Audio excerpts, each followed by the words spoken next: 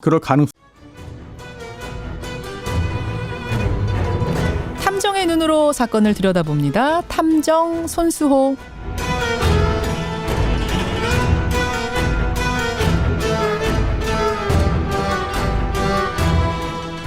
관심을 모으고 있는 사건을 보다 자세히 들여다보는 시간이죠. 탐정 손수호. 오늘도 손수호 변호사 나오셨습니다. 어서 오십시오. 네, 안녕하세요.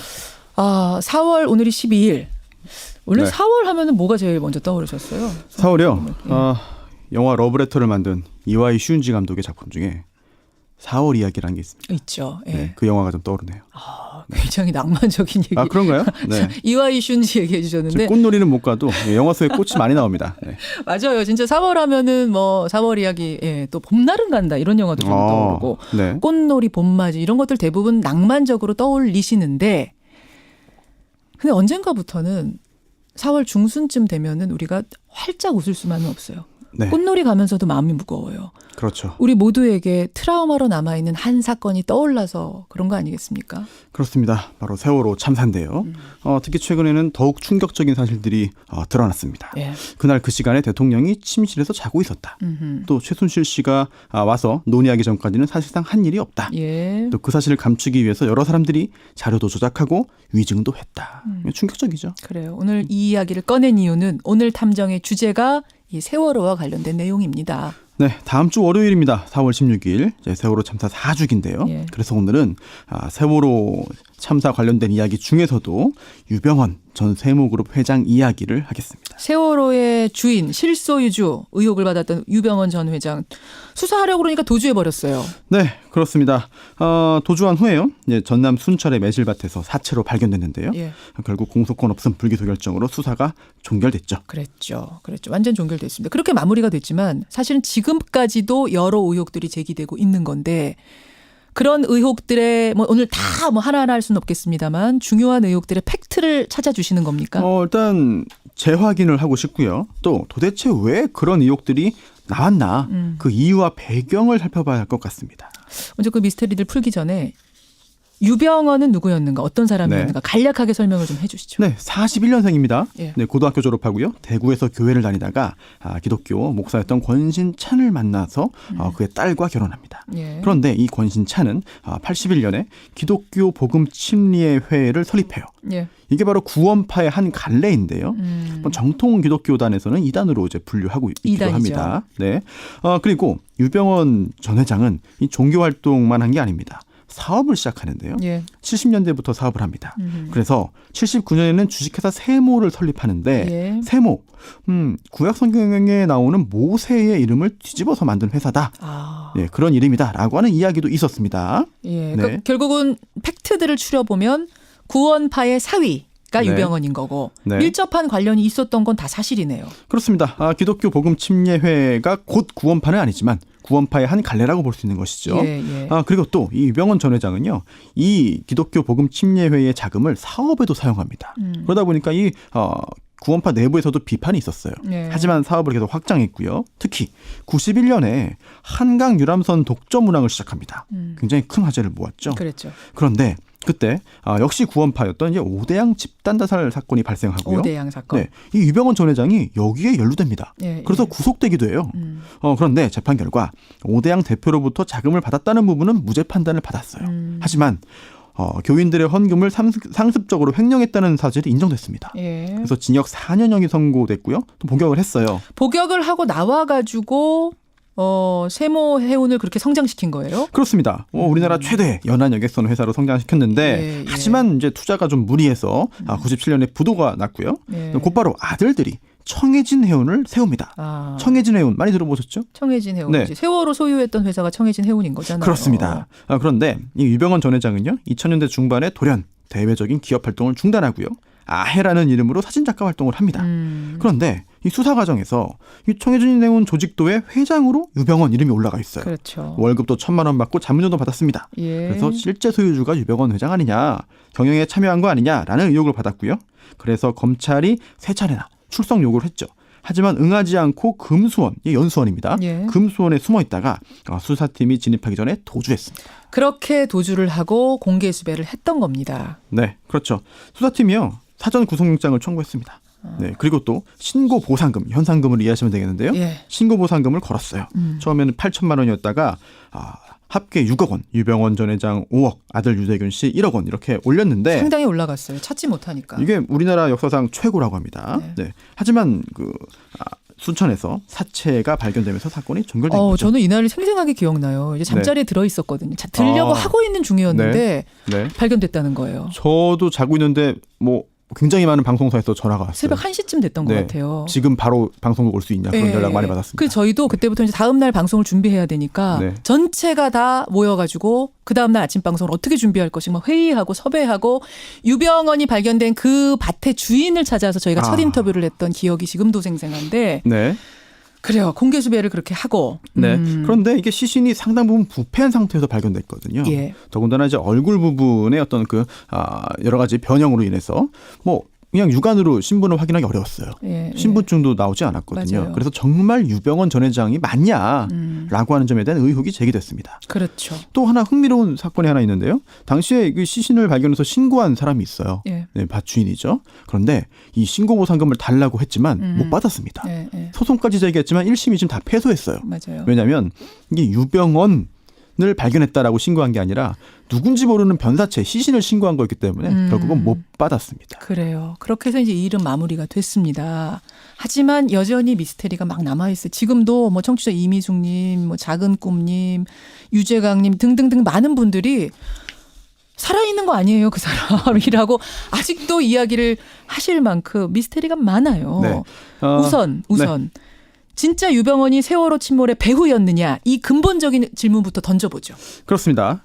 물론 이게 당시에 유병언 전 회장 또 구원파에 대한 의혹들이 많았어요. 네. 네, 그리고 청해진 해운 또 유 전 회장 일가가 책임이 있다면 당연히 물어야 되죠. 그렇죠. 특히나 소유 구조가 명확하지 않았고 청해진 해운에 또 구원파 사업 중에도 석연치 않은 부분들이 있었습니다. 또 과거에 오대영 사건 같은 일에도 연루된 적도 있기 때문에 의혹을 사기에 충분했죠. 하지만 이 세월호를 이들이 고의로 침몰시켰느냐 또 침몰 원인이 직접적으로 유 전 회장이냐라고 하는 건 또 다른 문제거든요. 그렇죠. 네, 물론 이 유 전 회장이요, 이 세월호를 이제 증축하기 위해서 불법적으로 이제 지시를 합니다. 그게 자신의 전시실, 개인 전시실을 만들기 위한 거였어요. 그리고 또 이 세월호의 그 보건성에 문제가 있다라는 보고를 받았는데요. 예. 세월호가 아니라 쌍둥이 배인 오하마나호 먼저 매각하라고 지시했습니다. 그래요. 또 과적도 있었죠. 과적도 했어요. 네, 그런데 이게 사실 고의 침몰의 근거라고 보기는 어려워요.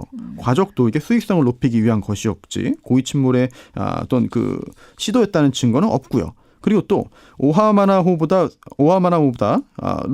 먼저 매각하러 한 것도 사실 문제가 있는 세월호를 매각하지 말라고 한 건 아니었어요. 그러니까 배를 증축한다든지 여러 가지 배를 놓고 잘못된 일을 한 건 맞지만 그렇다면 그날 세월호를 유병언이 침몰시켰는가? 사실 많은 분들이 지금 아직도 그런 얘기하시는 분들이 있는데 그건 다 아니라는 거잖아요. 네, 저희가 음모론으로 빠지면 안 될 것 같습니다. 일단 현재까지는 드러난 증거는 없다라는 거죠. 네. 그래요. 근데 그러면 왜 그 당시에 우리는 모두 유병언이 세월호 참사의 주범처럼 모든 비밀을 밝히는 열쇠를 이 사람이 다 가지고 있는 것처럼 우리는 그때 생각했을까요? 이 부분을 곰곰이 생각해야 됩니다. 정부가 책임을 돌리기 위해서 노력한 건 아닐까? 바로 이 부분을 지금 우리가 이제 와서 생각하면 의심을 하는 거죠. 네, 막연히 당시의 정부를 매도하려고 하는 건 아니에요. 근거가 있기 때문입니다. 2014년에 김영한 전 민정수석이 지금은 세상을 떠났는데요. 메모를 남겼습니다. 어떤 메모입니까? 그 메모 내용이 이렇게 돼 있어요. 유병언 일당 탐욕, 괄호 열고, 배, 수선, 쉼표하고 과적, 괄호 닫고. 이게 뭡니까? 이 메모의 의미는 뭡니까? 당시 대통령 비서실장이 김기춘이었습니다. 김기춘 비서실장이 지시를 한 거고요. 이거를 옮겨 적은 것으로 판단되는데요. 유병언 전 회장 일당이 탐욕에 의해서 배를 증축하고 과적한 것으로 몰아가자. 그런 의미로 해석됩니다. 또 당시 안전행정부가요, 유병언 전 회장을 이제 행적을 파악하기 위해서 전국 임시 반상회도 추진하기도 했죠. 임시 반상회. 네, 그렇습니다. 정부뿐만 아니고요, 언론도 반성할 부분이 있어 보입니다. 보도의 어떤 내용이나 그런 형식과 함께 유병언 전 회장이 도두 중에 이런 말을 남기죠, 메모를. 그런 터무니없는 얘기에 대해서 법적 대응 꼭 필요. 그래서 이 사건 후에 구원파, 즉 기독교 복음 침례회에 이 메모가 전달되고 네. 결국은 뭐 언론중재위원회의 정정보도 요청 또 명예훼손 소송 등등이 잇따랐습니다. 그러니까 여러분 정확히 할 것은 청해진 해운과 유병헌 회장의 책임이 없다는 게 아닙니다. 지금 배를 가지고 뭐 증축을 한다든지 하지 말아야 될 일들은 많이 한 거 맞아요. 하지만 그래서 이것 때문에 그날 침몰이 됐다라고 완전 모든 비난 여론의 화살을 집중시켰던 것은 일종의 물타기일 수도 있다. 정부의 잘못을 가리기 위해서 행해진 일들은 아니었을까? 그걸 의심하시는 거죠. 그럴 가능성을 제기하는 겁니다. 또 어떤 미스테리가 있습니까? 네, 유병헌 전 회장이 정말 사망한 게 맞나? 혹시 어딘가에 살아있는 거 아닌가? 그게 지금 우리 청취자들의 문자이기도 하거든요. 사실 네. 매실밭에서 발견된 사체가 마지막으로 이 사람을 봤다는 거하고 사체가 발견된 시간하고의 그 날짜가 짧은 데 비해서 너무 많이 부패했다. 네. 이상하다는 얘기가 계속 나왔었어요. 그렇습니다. 실제로 사망한 게 맞냐, 살아있는 것 같다라고 지금 의혹의 대상이 되는 게 유병헌 전 회장도 있고요. 또 조이팔도 있습니다. 그렇죠. 네. 그런데 이게 의혹을 갖는 게 타당해요. 네, 의심이 가죠. 네. 왜냐하면 심하게 부패된 상태에서 발견됐기 때문에 외관으로 확인이 어려웠습니다. 예. 그렇다면 과학적인 수사가 필요한데요. 당시 수사기관에서 여러 가지 과학적인 증거를 잡아냈습니다. 일단 법의학적인 그런 감정 결과, 예. 나이, 키 이런 게 모두 유 전 회장의 생전 실제 기록과 어긋나지 않아요. 예. 또 이 유전자가 중요한데요. 현장에서 발견된 소주병, 스쿠알렌병, 예. 또 잠시 묵었던 것으로 보이는 별장의 침대보, 예. 또 금수원에서 발견된 머리빗. 여기서 채취한 유전자가요. 모두 유병헌 전 회장 것과 일치한다고 합니다. 다 일치했어요. 정말로. 또 친형과도 비교했는데요. 예. 친형의 유전자도 맞다고 해요. 더군다나 사체 오른쪽 검지에서 지문을 채취하는 데 성공했는데 예. 이게 유병헌 전 회장 것과 맞다고 합니다. 그래요. 그리고 이게 만약에 유병헌 전 회장이 아니다, 사체가 아니다라고 한다면 구원파 측에서 당장 가장 먼저 문제를 제기할 법도 한데 이 구원파 측에서도 확인을 했어요. 왜냐하면 당시에 유병헌 전 회장 생전에 치료했던 치과 의사가 예. 이 사체에 있는 그 어금니 또 보철 치료 흔적을 확인한 결과 이건 유 전 회장이 맞다라고 판단했다는 그러니까 거죠. 다각도로 다 그 당시에 뭔가 증명을 했다는 거예요. 네. 그러면 손 변호사님, 손 탐정님. 짧은 시간에 어떻게 그렇게 심하게 부패할 수 있었는가? 이게 지금 핵심 의혹이거든요. 이건 그렇죠. 어떻게 전문가들이 말합니까? 그렇습니다. 이 부분 저도 사실 제 전문 분야가 아니기 때문에 굉장히 의문이 있었고 지금까지도 그렇습니다. 그래요. 하지만 이 분야 전문가들은 이렇게 말해요. 평소의 건강 상태, 예. 지병, 또 당시의 습도나 온도, 그리고 사체에 발생한 상처에 따라서 충분히 그렇게 될 수 있다. 특히 사망 후에 뭐 동물이나 곤충으로 인한 외부 훼손이 있을 경우에는 부패가 예. 촉진된다. 그래서 정말 빠른 시일 내에 이렇게 완벽하게 상당 부분 부패할 가능성을 배제할 수 없다라고 보고 있는 이게 거죠. 전문가들 얘기죠. 그렇습니다. 사실은 뭐 전화 손탐정이나 이 부분 보면서 좀 이상하다. 우리 다 그렇게 생각할 수밖에 없지만 전문가들은 충분히 가능하다라고 지금 얘기하고 있다는 게 팩트입니다. 그러면 지금 과학적으로는 의심의 여지가 없어 보이는데도 불구하고 이렇게 의문이 남는 이유, 행간은 뭡니까? 사실 의문을 제기하고 의혹을 갖는 분들을 뭐라고 탓할 수가 없어요. 왜냐하면 이상한 부분이 여전히 남아있기 때문입니다. 맞아요. 예. 네, 확인되지 않은 것도 많거든요. 검찰은요, 이 고령의 유 전 회장이 혼자서 도피하다가 어두운 산속 헤매면서 굶다 보니 예. 저체온증이 일어나서 사망했다고 판단했습니다. 아사로 인한 저체온증. 그렇죠. 저체온증이죠. 예. 그런데 이걸 그대로 믿어야 되나 의문이 들죠. 왜냐하면 사인을 확인하기 어렵기 때문이에요. 예. 그래서 당시에 독살설이 있었어요. 맞아요. 누가 죽인 거다. 이 사건 다 덮어버리려고 죽인 거다라는 독살설이 있었어요. 네, 하지만 국과수에서 검사한 결과 독극물은 체내에서 발견되지 않았습니다. 예. 또 사체 부근에 뭐 돈도 없었고요. 안경, 시계 등 도피 위에 필요한 물품이 전혀 없었습니다. 그래서 타사로에 이동된 거 아니냐라는 설도 제기됐죠. 있었어요. 네, 하지만 구원파 관계자가 이렇게 말했습니다.